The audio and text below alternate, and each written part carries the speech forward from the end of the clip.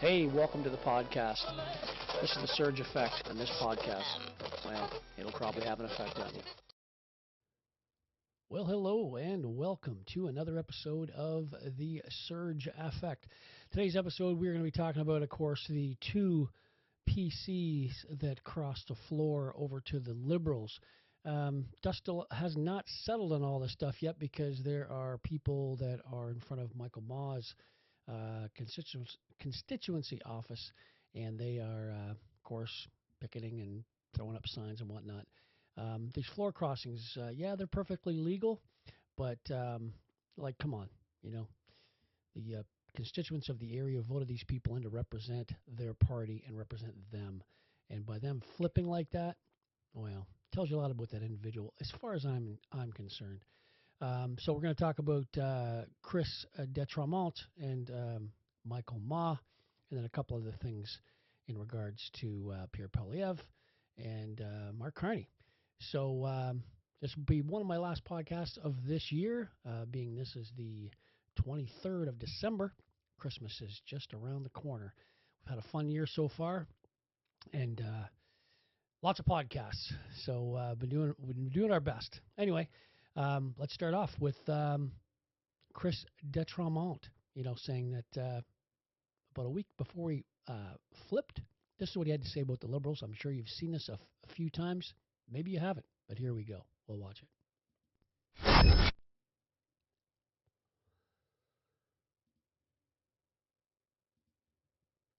Why we're here today. I want to speak in support of the Conservative motion because Canadians are hurting. Families are being forced to cut deeply into their grocery budgets just to get by. And frankly, that makes me a little bit angry and a little bit sad. Canada is a wealthy country, but under this Liberal government, it's being mismanaged. Taxpayers are being squeezed, and their hard-earned money is being wasted. In southwest Nova Scotia, where I have lived my entire life, people work hard. They want to own a home, feed their children, provide a good education to them, and maybe take a vacation every once in a while. But you know what? Since 2015, everything changed. Since I was first elected here in 2019, the cost of living has skyrocketed. Even then, families in West Nova, it was called at the time, but in Acadianapolis, were struggling. We warned that Liberals, their out-of-control spending and massive deficits were irresponsible. But of course, they didn't listen. And now, after 6 months under a new Prime Minister who promised financial discipline, Canadians are still waiting. He said he'd be judged by the cost at the grocery store. Well, Mr. Speaker, Canadians are judging him, and they are not impressed. Instead of delivering relief, this government delayed its budget. So we're still waiting for a budget. We haven't seen a budget in a year and a half. Why? Because it's projecting an over $92 billion deficit. That's a monstrous, irresponsible burden on future generations. We'll hear it. We'll hear it, I'm sure, maybe the questions that they're talking about a generational investment. But Mr. Speaker, what it really is it generational debt that my kids, their kids, and their kids' kids are going to have to try to pay in one way or another. That's what we've been saying for a long time. This budget that they dumped, it was $78 billion. Our great-great-great-great-great-grandchildren are going to be paying this thing off. It's just crazy. That causes inflation and extra costs to future generations. And while this government boasts about withdrawing the carbon tax, it left in place the industrial carbon pricing on fertilizers and farm equipment. That's not relief. That's just politics. The result is that food inflation is 70% higher than the Bank of Canada forecast.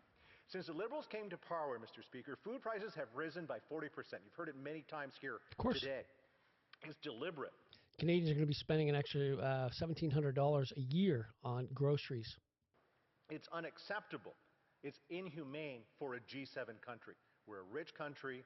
We're a food basket of a country. We can produce all the food for many people in the world, and we can barely feed ourselves for some reason. People find themselves pinched. They're having to make tough decisions. All right, so that's Chris Detronmont, slagging the Liberals. And then, of course, a few days later, what's he do? he crosses the floor and goes from Liberals, from the PCs to the Liberal side. And, of course, then he says, there he is there, of course, big smile on his face, just around Remembrance Day, a little over a month. Prime Minister Mark Carney walks with MP Chris Detronmont, who crossed the floor from the Conservative caucus. I got it highlighted there in the yellow. It says, Nova Scotia MP Chris Detronmont says that barging into his office and yelling from Conservatives party leadership sealed the deal on the choice to cross the floor for the House of Commons to the Liberals this week. It says, after Detronmont's musings over a possible defection were reported by Politico on Tuesday, that MP says Conservative House Leader Andrew Scheer and Party Whip Chris Warkentin barged into his office, flung open the door, pushed it, and almost knocked down his assistant and yelled at him about how much of a snake that he was. Can you imagine that even happened? I have my doubts on that. So here is another little picture of Chris Detronmont. Said he joined the Liberals because Poilievre's leadership style. Really? Well, I also heard that he was running for the deputy speaker, because he used to be Speaker of the House. If you watch the House, you'd know that that's used to be the Speaker of the House. He wanted to be the deputy speaker, and they denied him. And and then had hard feelings. Then he did what he did. The people of his riding should be outraged at what he did, and they voted for him to represent them as a progressive, not as a liberal. This maneuver it's just not good. It doesn't show a good light on a person's moral character or fiber, or what kind of a person that they project, right? So here's a video clip of Pierre Poilievre, because Chris Detronmont said, Well, Mark, numerous times that he doesn't like Pierre's style, or doesn't like his way of governing. But here's some of the things that Pierre Poilievre wants. Right here we go. well, Mark Carney copies my words. He doesn't put them into practice. Everything is worse. He promised a deal with Trump. There's still no deal. American tariffs are double. He's not reduced a single foreign tariff on Canada since taking office, promising to be a massive deal maker. He allows foreign criminals to stay in Canada. He promised he would spend less. He's spending $90 billion more, and he's doubled Justin Trudeau's deficit. It has been a gigantic counterfeit operation, and that's why life is more expensive, more dangerous, and our economy is weaker than when Mark Carney took office. That is a fact. It's factual. Anyone that's gone to the grocery store, I just went this morning, the prices are outrageous. Outrageous in Canada. Why? What's happened? What's different? You know what's different? The Liberals have been in power for 10 years. That's what's different. So I'm going to show you a little clip here, a CBC clip of Rosemary Barton. She did an interview with Mark Carney the other day, and this is what Carney had to say. You were elected, I think it's fair to say, in part to deal with Donald Trump. But since the election, you have dropped retaliatory tariffs, you've given up the digital services tax, and you apologized for an ad that the Premier of Ontario ran. So I guess Canadians might want to know whether we are any further. Look at the smirk on his face. Further ahead for doing or not doing any of those things. Well, we are in a lot better position than we were 9 months ago. Here comes the word salad. The challenge remains that the United States has fundamentally changed its trading relationships with everybody in the world, Canada included. But one of the points I made right from the start, when I was running to be leader of the Liberal Party and then running in the general election, is we need to control what we can control. We can't necessarily control Donald Trump. I think everyone's figured that out. I thought he was going to, though. Wasn't that the fear that he put in everyone's mind? That he was the man to stand up to Trump? The United States of America. What we can control is what we build here at home. You look at the progress we've made. One Canadian Economy Act. Okay, we'll go into this, but it's important to underscore, because this is what's going to make the big difference for Canadians. I get that. Sorry, may I finish? He likes to filibuster, too.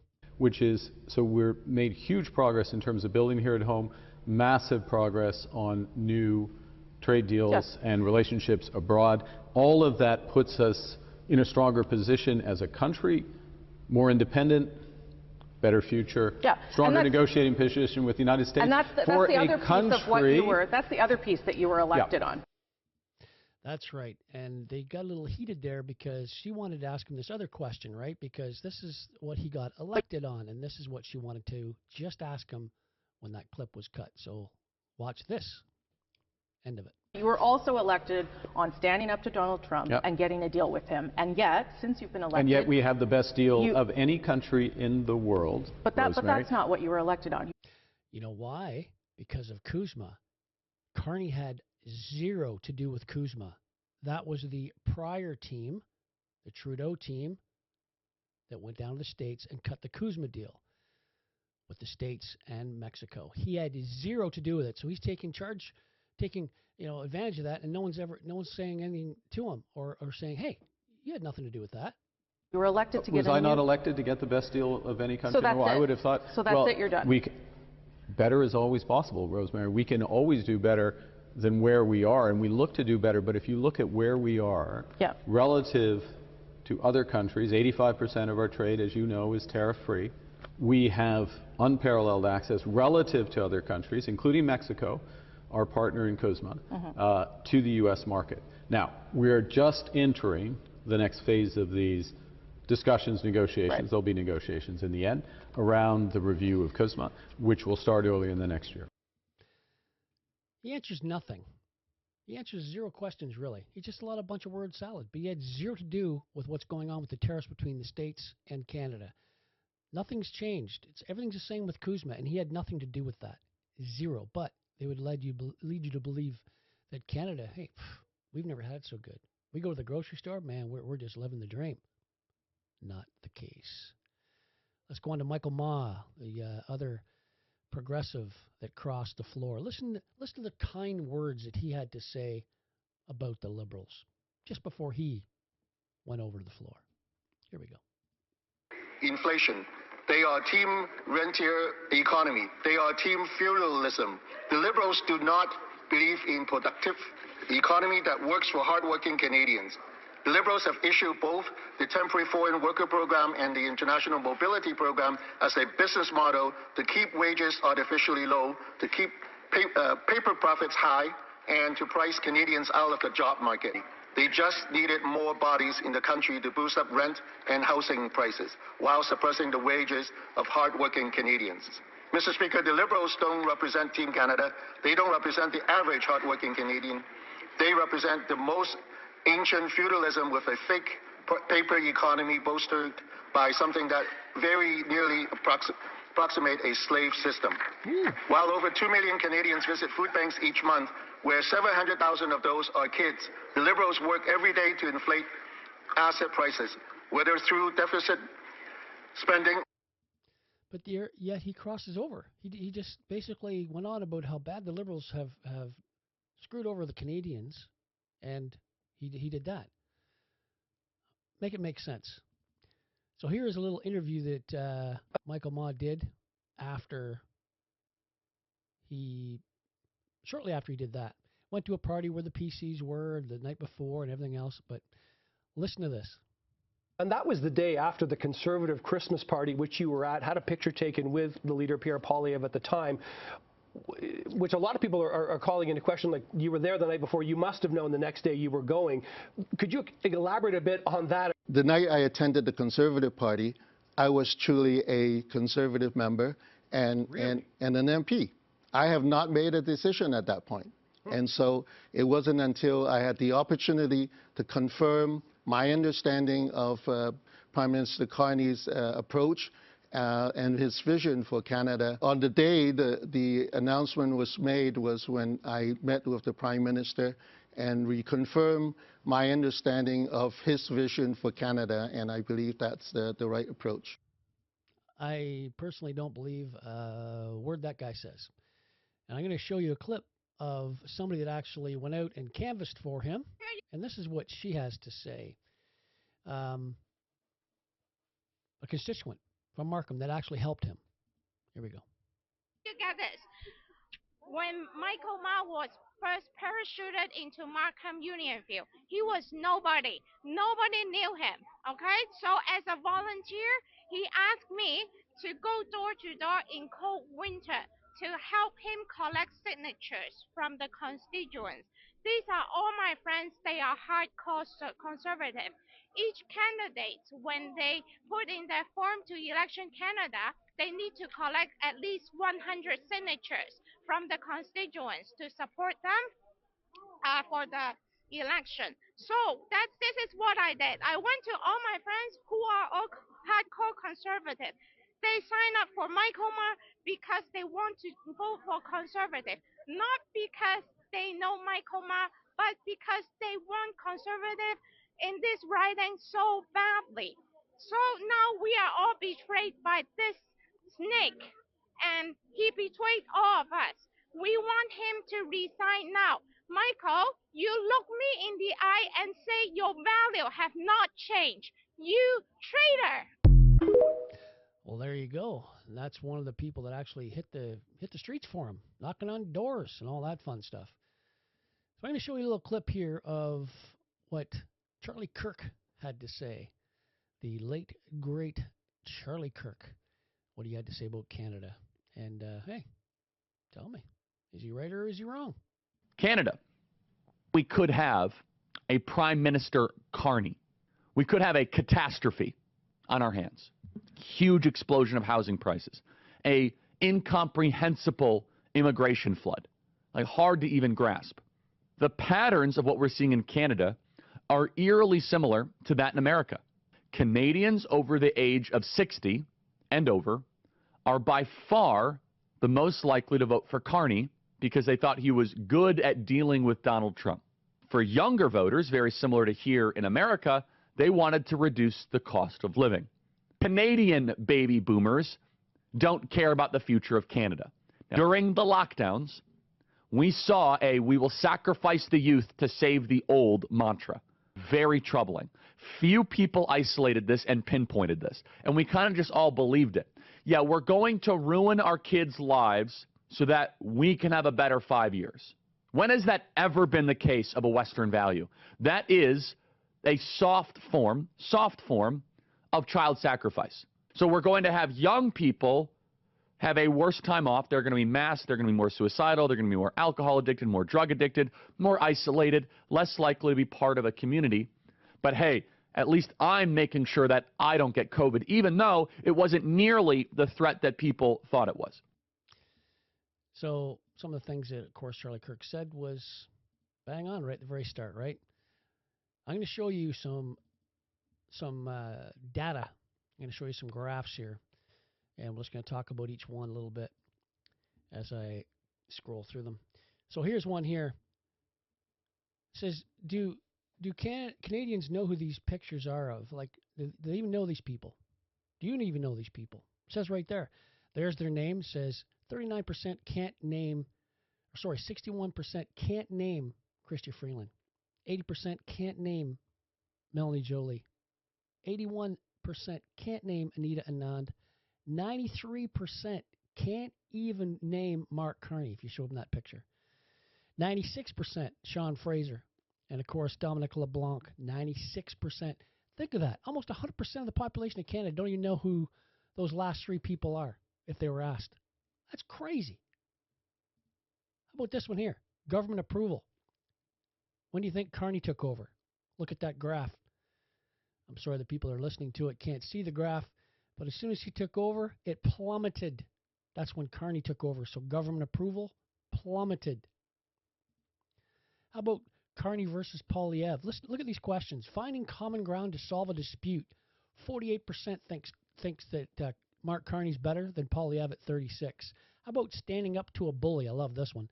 46% for Carney and 38% for Poilievre. Like, and of course, ask a few other silly questions. You can read them on my video, but I just wanted to see about standing up to a bully. How's Carney doing standing up to a bully? How's Carney doing standing up to Trump? 0. We've got 0. Butkus. That's what we got from Carney. And Carney's been in power now for what, 10 months? 10 months? How about this one? Carney and Poilievre, what people like and dislike about these two. Oh, I like his personality and his ideas. That's Carney. 40%. They like his ideas. What ideas does he have? that are going to make Canada wealthy and make your life and my life better here in Canada. Poilievre's 30%. How about this one? Oh, I like his ideas but dislike his personality. I like his ideas but dislike his personality. 9% for Carney, 13% for Poilievre. It's kind of laughable when you look at the bigger picture there.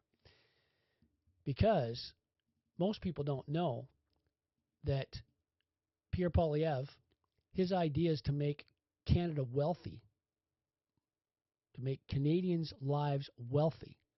I'm just going to give you 5. Most people don't even know this, right? So I'm just going to give you this. So these top 5 are axe the tax, of course, and it's he wants to axe the tax.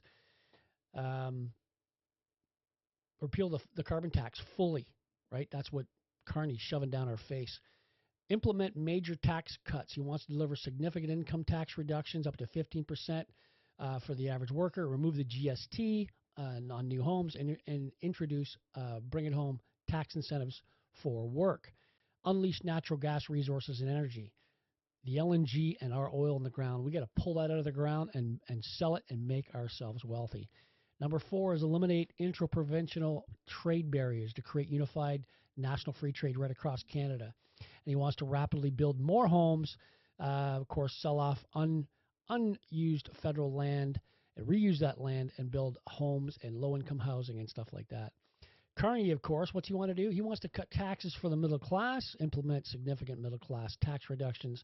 He wants to invest heavily in clean energy and critical minerals. Clean energy, because Brookfield, they have companies that are carbon capture companies that clean the energy. It's ridiculous. He also wants to diversify trade and reduce U.S. reliance. So, meanwhile, 80% of our trade is with the States, but he doesn't want us to rely on them at all. It's kind of crazy. Dramatically increase housing supply. He wants to double the rate of home construction, and he wants to shift spending to strategic investment while controlling operational costs. That just sounds like a bunch of blabber to me, and I don't quite get where he's even coming from. But it's real simple. You have resources. You sell your resources to make money. Our resources are in the ground. It's oil and LNG. You got to pull that out of the ground and sell it. We, in Canada, we all should be living like Saudi Arabia. But unfortunately, we have had a government for the last 10 years that doesn't want to do diddly squat with our wealth. They just don't. Okay, so I just showed you, I've explained to you like 5 things for Poilievre and 5 things for Carney. Of course, the thing for Carney, he's all about, net zero and all this other nonsense. And us paying more tax, like Alberta, 600% more tax with the memo of understanding you did with Daniel Smith not too long ago. Why? Why do we pay tax on carbon? Well, here's a picture that NASA took of the world. So there's the graph at the bottom right there. So this map shows net emissions and removal of carbon from 2015 to 2020, last 5 years. So in the green, that's really good. Those are countries that actually clean the CO2. They clean the carbon. Of course, the darker as it gets darker and darker, those are the ones that doesn't clean it, and of course, create more of it. Look at Canada. Look at Canada up there. How are we doing? Oh, we're green. We're green.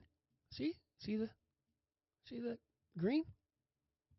That was NASA taking that picture and sharing it with the world. So it's time to knock, knock, wake up. It's crazy. I'm going to show you this last little clip, and it's of what's happened to our country in 10 years under liberal rule. Have a listen to this. After 10 years of Liberals, Canadian Christmases have grown dimmer. Grocery bills have doubled. Parents and seniors are stunned at the checkout. Dinner tables are emptier. And over 2 million Canadians now turn to food banks just to get by. A record-breaking crisis of hunger. For too many families, there are fewer presents, or none at all. Over half of parents now say they can't afford what their kids deserve, and 67% are sacrificing their own futures just to keep the magic alive. This heartbreak isn't normal, and it doesn't have to continue to be this way. Only the Conservatives have a plan to make life affordable again, so families can enjoy a brighter Christmas and a better year ahead. This holiday, choose hope. That's right, folks. Choose hope. Choose hope. Because you look at the bigger picture as far as people will say, when Carney was first voted in, and they'll say, well, Carney has no experience. He's a banker, right? He's an admitted globalist. He admitted it himself. Pierre Poilievre has been doing this. It's the only job he's ever known. He's done it for 20 years. Ask yourself a question. If your child needed a surgeon, would you want a surgeon that's been doing it for 20 years and been doing that craft for 20 years? You just want some guy that's never really done it before. Come on. It's a no-brainer. Anyway, that's it for today's podcast, everybody. It's about Michael Ma and Chris Detronmont walking across the floor, and it's legal. It's not right. I don't like it. The constituents, I'm sure, that voted them in don't like it. But what are they going to do about it? What are those people going to do about it? We need to put something in place to stop this from happening, because that's not democracy as far as I'm concerned. Those people that were voted in by the Canadians in that area, and they deserve the person that they voted for that position. That's that simple. Anyway, folks, like I said, that's today's podcast. Christmas is just around the corner. One of my last podcasts of this year. Thanks for subscribing to all my podcasts. Thanks for listening to a lot of my rants. And I hope you've learned something. And spread the wealth, right? Share my videos, like it, and even my shorts that I post from these main videos. I post a lot of shorts off of them as well. And share them. Show people that maybe know stuff, maybe they don't know stuff, and that's how my channel grows. It's much appreciated. Don't forget to subscribe and like. Always appreciated. I'm going to try to do one more podcast before the end of the year if I can. If I can, great. If I can't, Merry Christmas, Happy New Year to you, and until 2026, cheers.